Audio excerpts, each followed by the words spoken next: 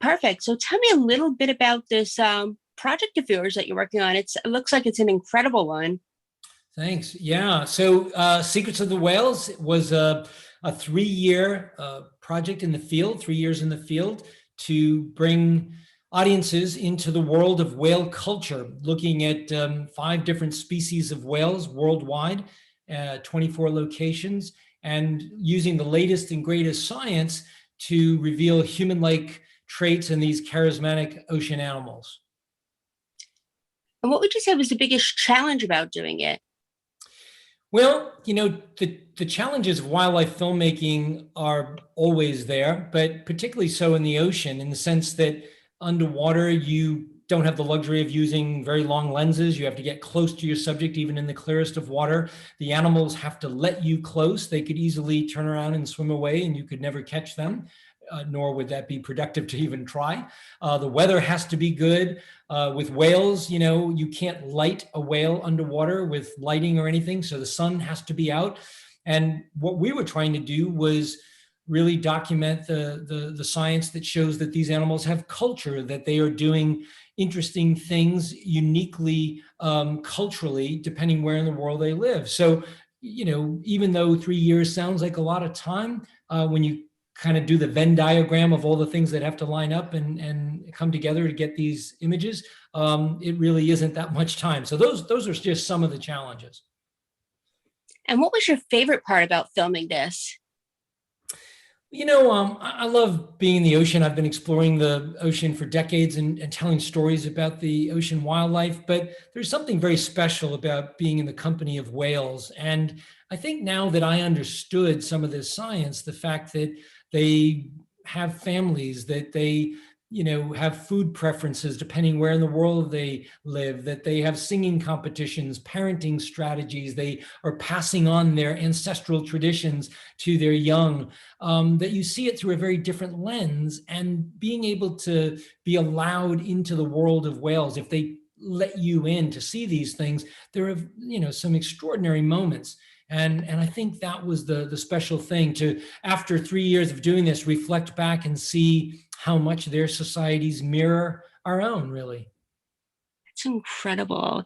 And what is one part of this that you're looking forward to everybody seeing? I think the big thing for me is if audiences can see the ocean and ultimately our planet through the lens of culture, if they can see these animals who are very alien in many ways. They live in this alien part of our planet, in the ocean. Even though we live on an ocean planet, we might be the aliens. But nonetheless, they celebrate joy. They celebrate identity. They grieve.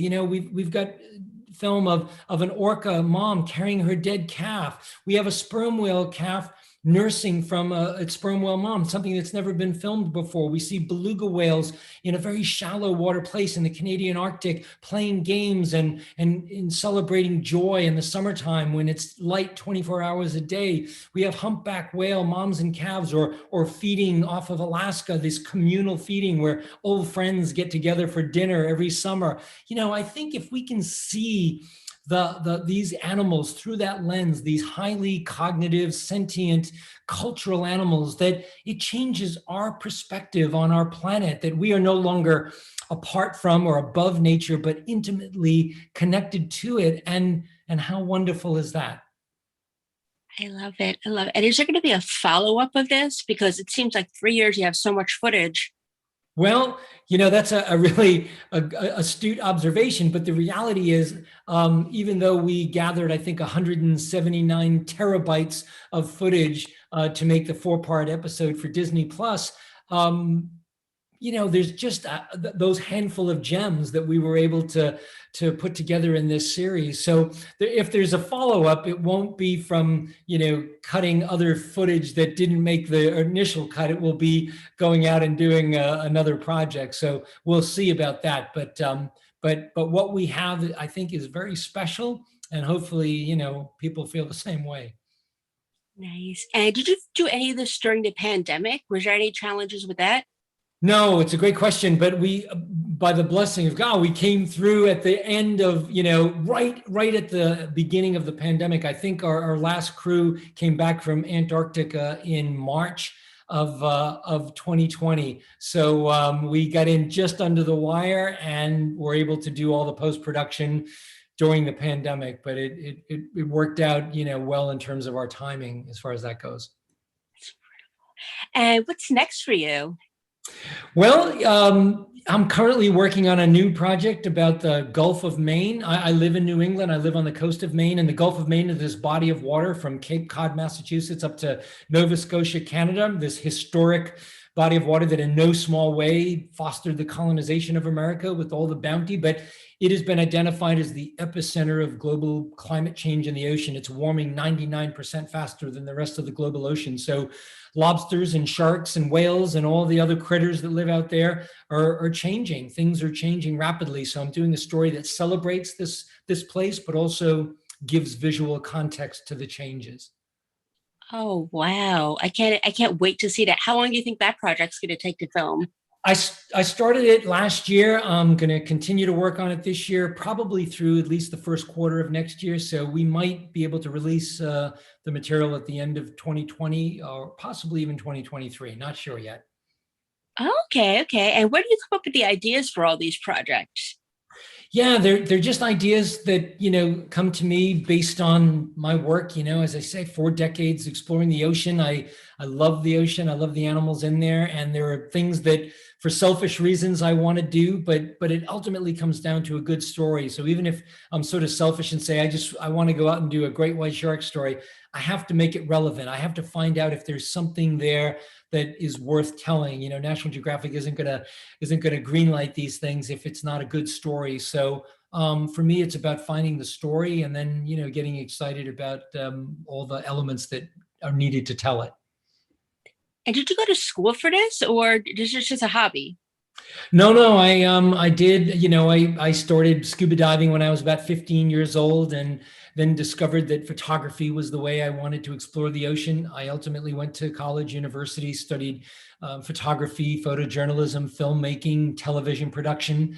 But then it was an evolution. I had to, you can't just hang a sign on the door that says you're an underwater photographer or a filmmaker. You have to make your own way. So it took years to kind of chip away at it. I've been working with National Geographic for 23 years now, and it just keeps getting better. It's been wonderful, but you're only as good as your last project. So it's like being a professional athlete. You always have to get ready for game day. Nice, 23 years and you look so young. Oh, wow. I love you. That's great. Thank you.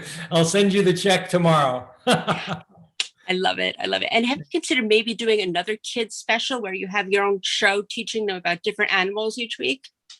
It's a great idea. I've done children's books, and I love, speaking to children and young people because they get it. They really understand. They also, I think, know that the future is theirs, and hopefully they'll do things much better than we did. So I don't know. I mean, I haven't really thought about a show per se, but I do think that, curriculum and things that I produce for young readers, young audiences, young TV watchers is very, very important. So it's always going to be part of what I want to do moving ahead for sure. Nice. And before I let you go, where can we find these books? All my recent books have been published by National Geographic, but they're published and available everywhere books are sold. So your local bookseller or Amazon, whatever it might be, has all of them. The new one, Secrets of the Whales, came out yesterday. So there's a book that goes with the TV series. No kidding. That's amazing. I'm going to definitely buy these. I have a little niece on the way. So, of course, I've Oh, got to that's buy her some perfect. stuff. Wonderful. Well, thank you very much. I hope you all enjoy it. We will. Thank you so much. You have a good day. You too. Thanks. Thanks. Bye. Bye.